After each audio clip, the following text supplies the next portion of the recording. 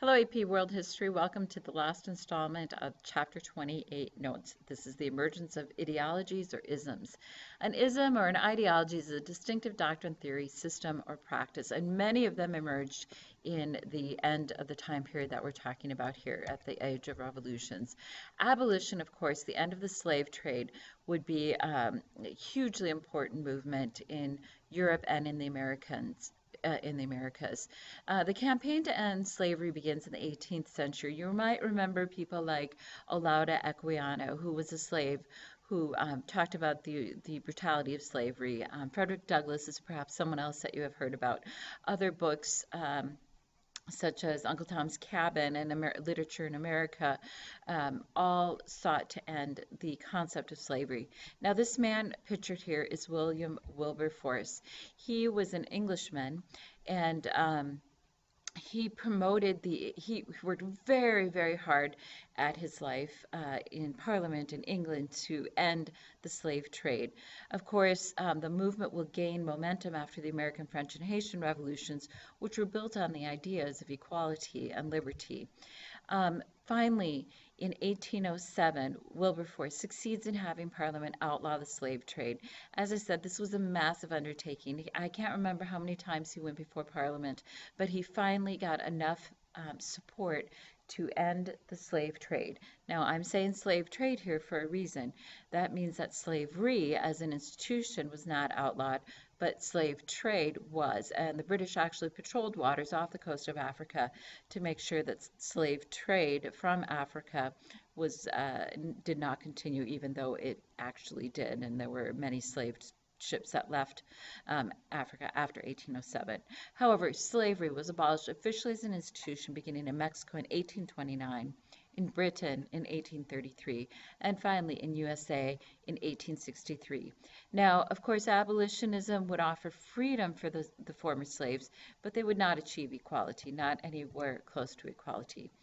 Feminism, women in revolutions. Women were very active in revolutions. They especially got involved with the abolition movement. We see that especially in America and in Britain. And Enlightenment thinkers, however, remain conservative regarding women's rights. And we're going to talk about conservatism in a moment. But basically, what that means is they didn't advocate a rapid change in bringing about equality for women. Women were behind the scenes and they did a lot behind the scenes, but they were not necessarily regarded as equals by the men who were involved in the Enlightenment thought.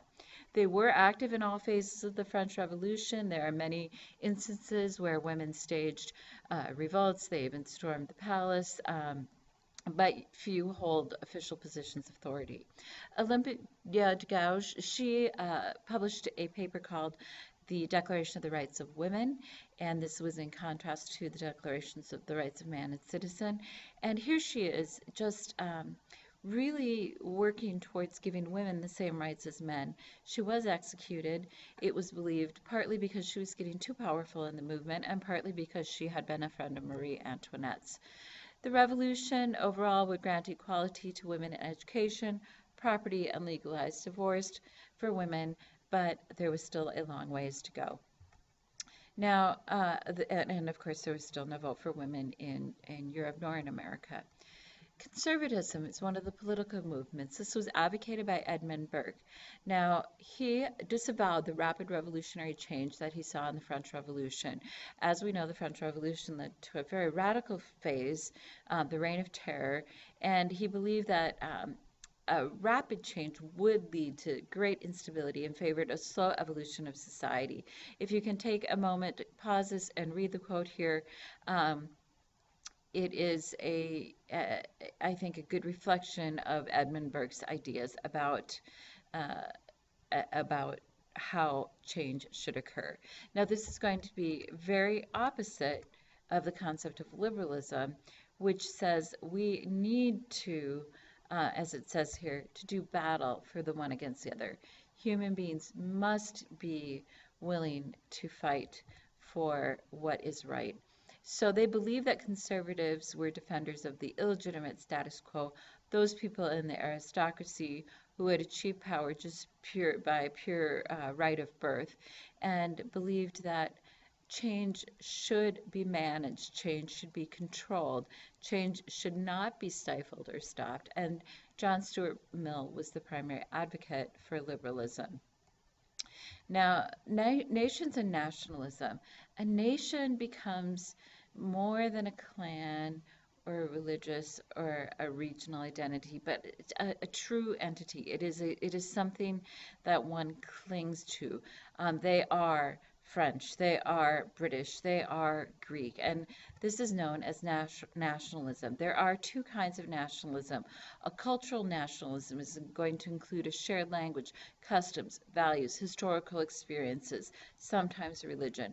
Political nationalism is going to include the idea that these people who have this concept of a shared nation or a shared cultural nationalism should have political independence of their nation from other authorities. So, for example, national rebellions broke out across much of Europe, including Greece, who wanted their own nation, the Balkans, and many others in the 1840s.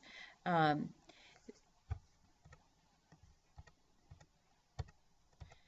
Springing from the nationalist movement was anti-Semitism. Nationalist ideologies, especially in many parts of Europe, were very distrustful of indigenous minorities. Now, by indigenous, we mean people who have been there or originally were there or had been there for a long time. So, if you recall way, way back into ancient history, the Jewish diaspora, the Babylonians and the Jews spread into parts of Europe, and they created communities, enclaves, people who had shared values and shared religion. And anti-Semitism grew out of European nationalists. They didn't trust people who they perceived as different from them, even if they were very well integrated into the European society where they had taken up residence. They still didn't trust them. And an example of this is a French military captain named Alfred Dreyfus. He was framed for selling military secrets to Germany. He never actually did it. He was exonerated, which means he was found not guilty of it. But there continued to be a debate on the loyalty of Jews in European societies.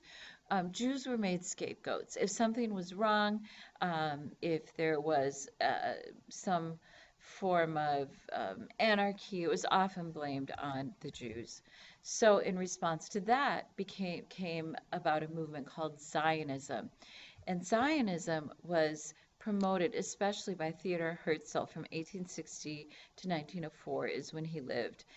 He saw that this mob mentality, these things called pogroms, which we'll talk about later on, and we've talked about before, that specifically targeted people who were of Jewish descent. And he concluded that these wonderful Enlightenment values, these ideas of liberty and equality and fraternity, did apply to the Jews, and they couldn't solve this problem of anti-Semitism. So the idea behind Zionism was to try to find a refuge for Jews by reestablishing a Jewish state in Palestine. Now let's not forget, there were Palestinians living in Palestine. There were Jews and there were Christians all in Palestine at this time.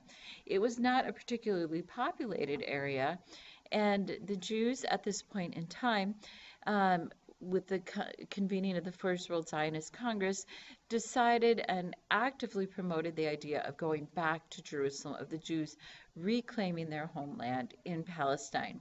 Of course, you have perhaps heard that there is still a conflict going on between Palestine and Israel. And so anti-Semitism really was the root of many of the problems, even that we see in the region that is known as Palestine to this day. So these are the isms. They're important ideas that we will be hitting upon more in later chapters, ones that you must know and must be aware of. So we have feminism, abolitionism, we have the contrasting values of conservatism and liberalism, we have nationalism leading to anti-Semitism, leading to Zionism.